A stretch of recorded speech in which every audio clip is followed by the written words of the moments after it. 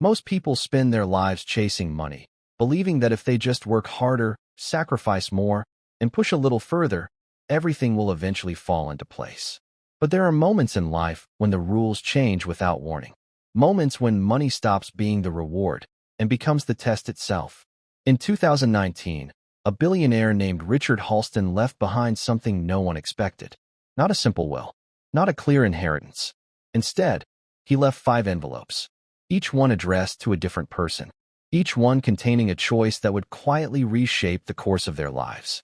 There were no instructions beyond what was written inside, no second chances, no explanations, and no way to know who else had received one. What they didn't realize was that every decision they made from that moment forward would be observed, measured, and remembered.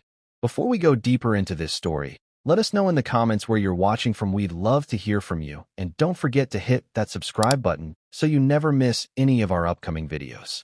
Because by the time this test was over, only one of them would walk away with everything, and the others would have to live with the choices they made. The room was quiet in a way that felt deliberate, as if even the air understood that something important was about to unfold.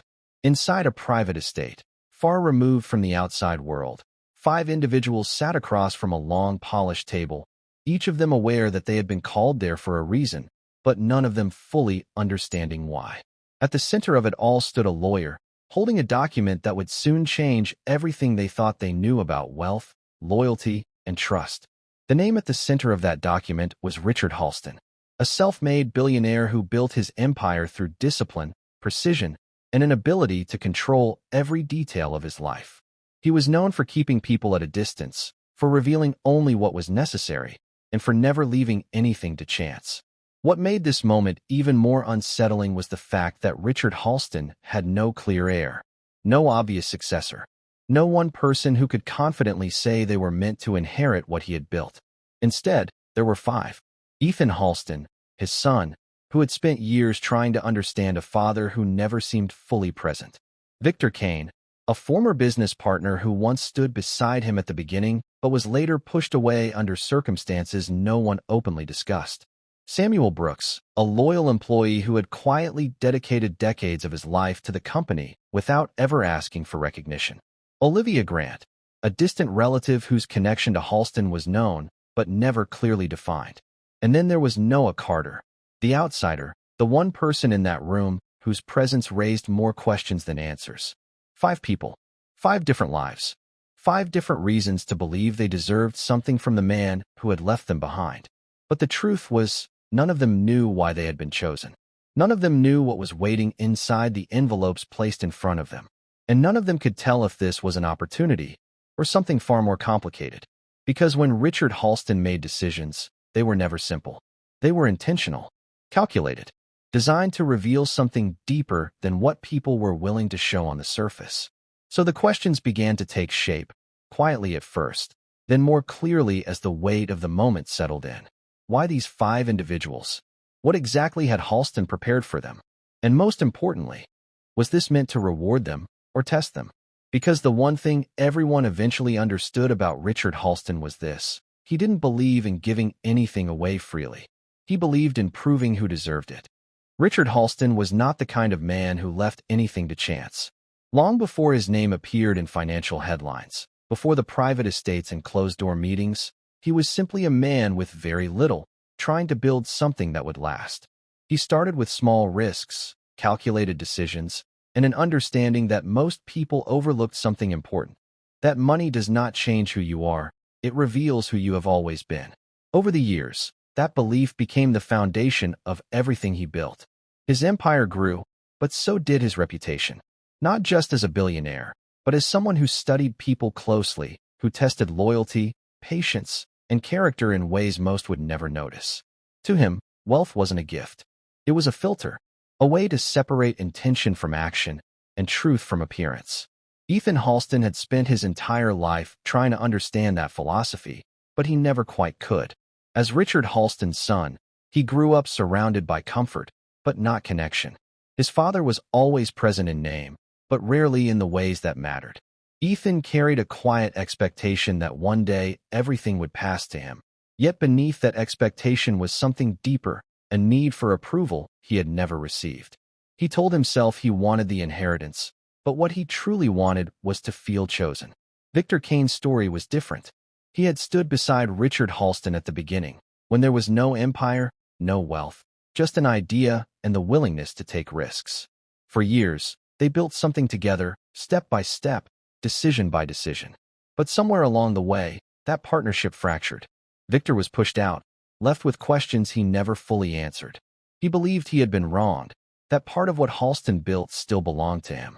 And now, sitting in that room again, he saw an opportunity not just for money, but for resolution. Samuel Brooks had never asked for recognition, and that was precisely what made him different.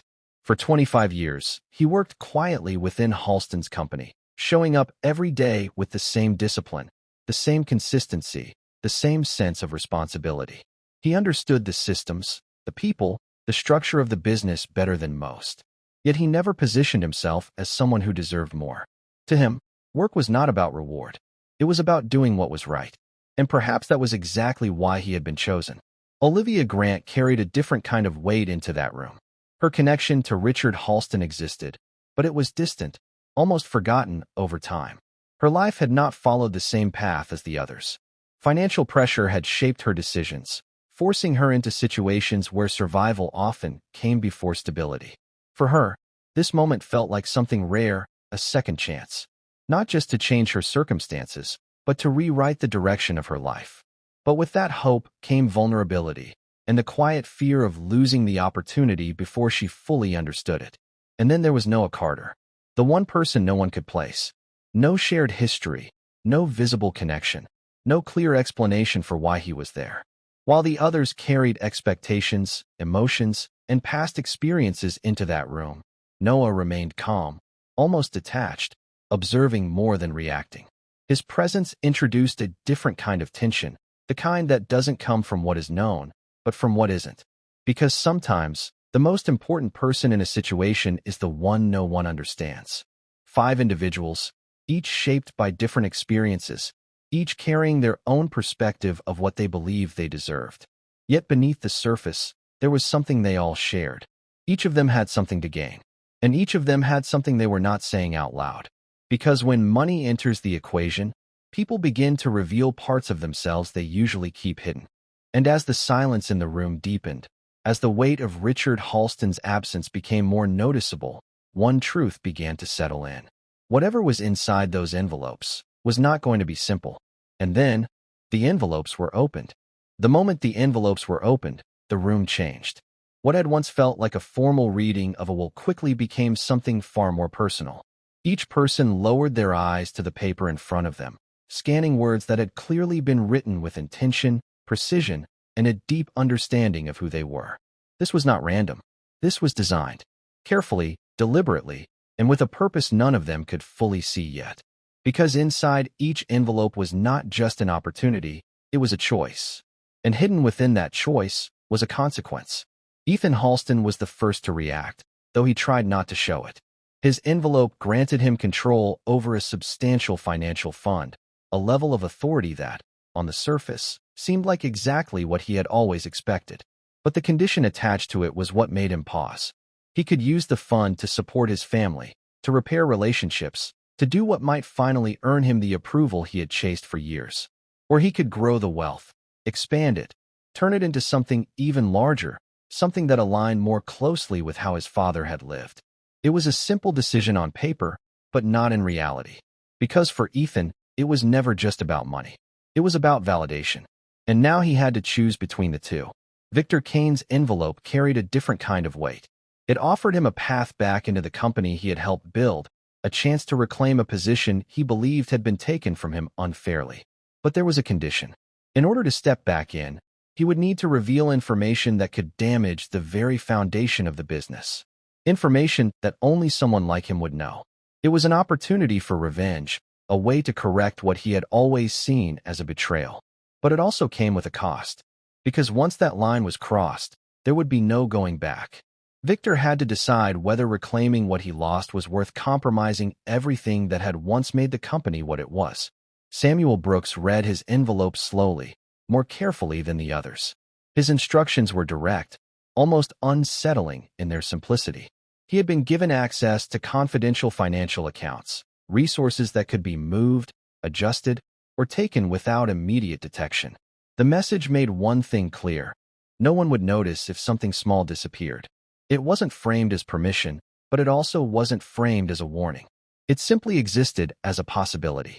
For someone like Samuel, who had spent decades building trust through consistency and discipline, the situation created a quiet but powerful tension. Because the real question was not whether he could take something, but whether he ever would. Olivia Grant felt the weight of her envelope almost immediately. Unlike the others, her situation was not built on power or history, but on need. What she had been offered was financial relief, a way out of the pressure that had shaped her life for years. It was the kind of opportunity most people would accept without hesitation. But the condition attached to it made the decision far more complicated. In order to receive the support, she would need to walk away from someone important in her life. Someone who had been part of her stability, even during her most difficult moments. It was not just a financial decision. It was an emotional one. And for Olivia, the cost of survival suddenly became something much harder to define. Then there was Noah Carter. While the others were given choices tied to money, power, and relationships, Noah's instructions were different. He was told to observe, to watch the others closely, to document their decisions, their behavior, their reactions. There was no immediate reward outlined, no clear explanation of what his role truly meant, which raised a question no one could answer. Why him? And more importantly, who exactly was he working for? Because while the others were focused on their own decisions, Noah's attention was on them. And that alone changed the dynamic of everything happening in that room. As the minutes passed, the silence returned, but it was no longer the same. It was heavier now, filled with unspoken thoughts, quiet calculations, and the realization that this was not just about what was written on those pages. It was about what those choices would reveal. And what none of them knew, what none of them could see, was that every decision they made from that moment forward was being recorded. The hours that followed did not unfold all at once. They stretched, quietly and deliberately, as each of the 5 individuals began to act on what they had been given. At first, their decisions were subtle. Small movements, careful conversations, moments of hesitation that revealed more than words ever could. But over time, those decisions began to take shape, and with them came something none of them could fully control: suspicion.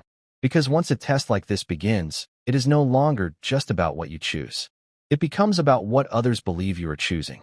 Ethan Halston was among the first to act. The weight of expectation had always followed him, and now, with control of the fund in his hands, he saw an opportunity to finally define himself on his own terms. But instead of reaching outward, instead of repairing the relationships that had quietly shaped his life, he turned inward. He made decisions that prioritized growth, expansion, and personal control. On the surface, it looked strategic, calculated, even impressive. But beneath that, there was something else, a choice that leaned away from connection and toward self-interest. And whether he realized it or not, that decision would begin to shape how the others saw him. Victor Kane did not hesitate for long. The moment he understood what his envelope offered, something within him shifted. Years of frustration, unanswered questions, and unresolved resentment found a direction. Information that had been buried for years began to surface. Quietly at first, then more directly.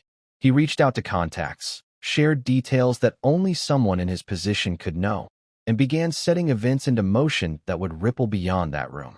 To Victor, it felt justified, a correction of the past. But every action he took carried consequences that extended further than he could immediately see. Samuel Brooks approached his situation differently. He did not act quickly. He observed. He reviewed the access he had been given, understanding exactly what it meant and how easily it could be used. The temptation was not loud or obvious. It was quiet, almost logical. A small adjustment here, a minor shift there. Nothing that would raise immediate concern. But for Samuel, the struggle was not about opportunity. It was about principle. Years of discipline had shaped him into someone who valued consistency over shortcuts. And yet, even he could feel the weight of the decision pressing against that identity. Not because he wanted to take something, but because he understood that he could. Olivia Grant's situation unfolded in a different way. For her, the test was not about strategy or control. It was about emotion. The person she had been asked to walk away from was not just part of her life, they were part of her stability. And the more she thought about it, the more the decision began to feel less like an opportunity and more like a loss. The pressure built slowly, turning into doubt, then into conflict, and eventually into something she could no longer contain. She began to question everything: the offer, the condition, herself. And in that moment, the test revealed something deeper than financial need. It revealed how far someone is willing to go when survival comes at a personal cost. Through all of this, Noah Carter remained exactly as he had been from the beginning: quiet, observant, unmoved by the tension that was beginning to take hold of the others. While decisions were being made and emotions were rising, Noah was watching. Not just what they did, but how they did it. The pauses, the justifications, the moments where hesitation turned into action. There was a calmness to him that stood in contrast to everything else happening around him. And that calmness made one thing increasingly clear: he was not reacting to the test. He was studying it. What none of them could see, however, was the layer that existed beyond their awareness. Hidden within the estate were cameras placed with precision, capturing not just actions, but patterns. Logs were being generated, tracking movements, decisions, and timelines with exact detail. Every conversation, every hesitation, every choice was being documented, not randomly, but as part of something structured, something intentional. A psychological profile was forming, built from the very behaviors they believed were private. As the days passed, the tension between them grew more visible. Small comments carried more weight. Simple interactions became loaded with meaning. At one point, an attempt was made to influence another participant's decision, a subtle shift that introduced doubt and further blurred the lines of trust. It was no longer just about individual choices. It had become a system of reactions, where one decision affected another, and no one could fully separate themselves from the actions of the group. And slowly, almost without anyone realizing exactly when it happened, the environment changed. Trust, which had been fragile from the start, began to break down completely. Each person started to see the others not as equals, but as obstacles, competitors, variables in a situation that was becoming harder to control. Because when pressure is applied long enough, people don't just reveal who they are. They begin to change. And then, something happened that no one had anticipated. One of them broke the rules completely. The moment the rules were broken, everything that had felt uncertain suddenly began to take shape. What once appeared to be a loosely structured challenge now revealed itself as something far more deliberate. The confusion, the pressure, the tension between them, none of it had been accidental. It had all been part of a design that was now slowly coming into focus. And at the center of that realization was Noah Carter. For days, Noah had remained in the background, observing without interfering, listening without reacting, documenting without being questioned. His presence had been accepted, but never fully understood. Until now. Because when the truth surfaced, it changed the meaning of everything that had happened up to that point. Noah Carter was never a participant. He had not been chosen in the same way as the others. He had been placed there, selected by Richard Halston before his death, not to compete, but to watch, to record, to ensure that the test unfolded exactly as it was intended. But even that revelation was only the beginning. Because the deeper truth was not about Noah. It was about the purpose of the entire process. The envelopes were never meant to distribute wealth. They were never designed to determine who needed the money most. The test was not about financial gain at all. It was about something far more difficult to measure: character under pressure. Richard Halston had spent his life believing that people reveal their true selves when placed in situations where the right choice is not obvious, where the reward is tempting, and where the consequences are not immediate. And this was his final experiment. Every envelope had been tailored with precision, not randomly assigned, but carefully constructed based on what Halston already knew about each of them. Their histories, their patterns, their past decisions, even the things they had tried to hide from others, and, in some cases, from themselves. The choices they were given were not new challenges. They were reflections of who they had always been. Weaknesses brought to the surface, desires placed directly in front of them, opportunities designed to test whether they would act differently or simply confirm what Halston already believed. Ethan Halston's decision, when viewed through that lens, became clearer. He had been given a chance to choose connection over control, to rebuild something that had been missing for most of his life. But instead, he leaned into the one thing he understood best: self-preservation. Growth, expansion, personal gain. It was not a reckless decision. It was a familiar one. And in making it, he revealed that what he truly valued was not approval, but autonomy. Victor Kane did exactly what his envelope had anticipated. The opportunity to expose the company was not just about information. It was about how he would respond to unresolved resentment. And when given the chance, he chose to act on it. Fully, without hesitation. To Victor, it felt like justice. But within the structure of the test, it confirmed something else entirely: that his decisions were still being shaped by the past, rather than guided by anything new. Samuel Brooks faced a quieter challenge, but no less significant. The access he had been given could have easily been used without consequence, at least in the immediate sense. No one would have noticed. No alarms would have been triggered. But Samuel did something that stood in contrast to everything the test had allowed him to do. He chose not to act. Not out of fear, not out of uncertainty, but out of consistency. The same discipline that had defined his life remained unchanged, even when no one appeared to be watching. And in that choice, he revealed something that could not be easily measured: integrity that did not depend on circumstances. Olivia Grant's decision unfolded with visible emotion. The pressure placed on her was not about logic or strategy. It was about sacrifice. The offer she received represented a way out, a solution to problems that had shaped her life for years. But the cost attached to it forced her to confront something deeper. And when the moment came, she chose connection over relief. She chose to hold on to something meaningful, even when it meant letting go of the opportunity she had been given. It was not an easy decision, but it was a defining one. And as for Noah Carter, his role became fully clear. He was not there to influence the outcome. He was there to confirm it, to document what each person did when faced with a version of themselves they could no longer ignore. By the time everything had unfolded, by the time every decision had been made and every action had been recorded, the test no longer needed explanation. It had done exactly what it was designed to do. Because in the end, only one person passed. The final stage of Richard Halston's plan did not arrive with celebration or announcement. There was no dramatic reveal, no moment designed to impress or reward in the way most people would expect. Instead, it came quietly, almost in the same way the test had begun. The 5 individuals were called back into the same room, the same long table waiting for them, the same silence settling in before anything was said. But this time, something was different.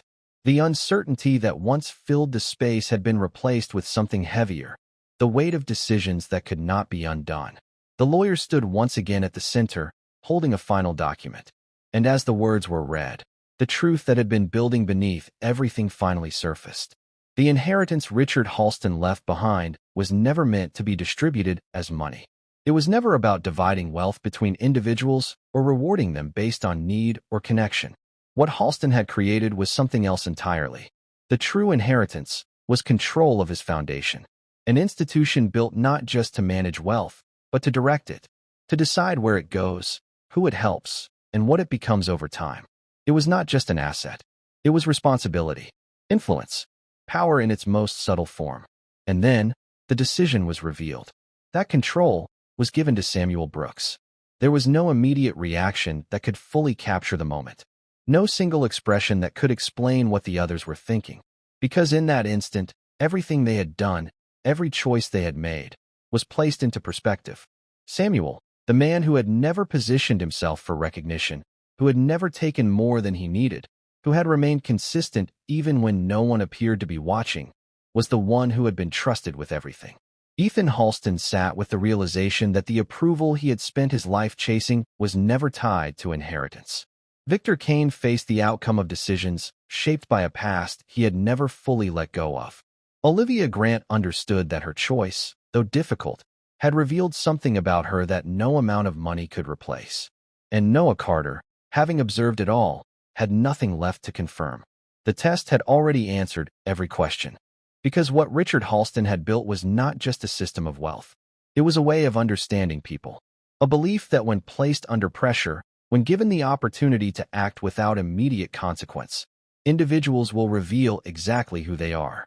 Not who they claim to be, not who they hope to become, but who they truly are when the choice is theirs alone. The final message, though never spoken directly, was clear. The man who never chased wealth was the only one trusted with it. And in that quiet conclusion, something larger became impossible to ignore.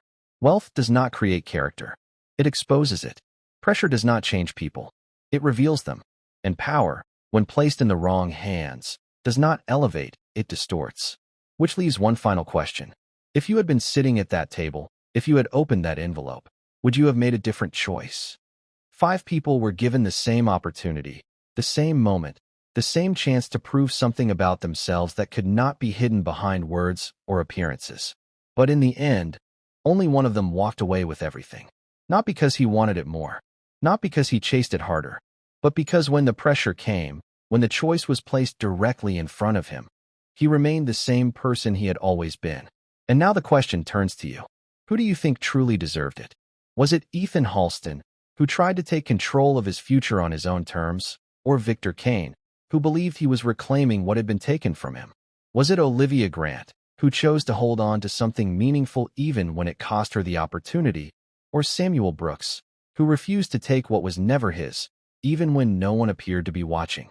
And more importantly, what would you have done? Because it's easy to judge decisions from the outside. It's easy to believe we would choose differently. But when the moment comes, when the pressure is real and the consequences are uncertain, the answer is not always as clear as we think. Let me know your thoughts in the comments below. And if you enjoy stories where money tests human nature, where decisions reveal more than words ever could, subscribe for more. Because next time, we're looking at a man who lost everything and then found something far more valuable.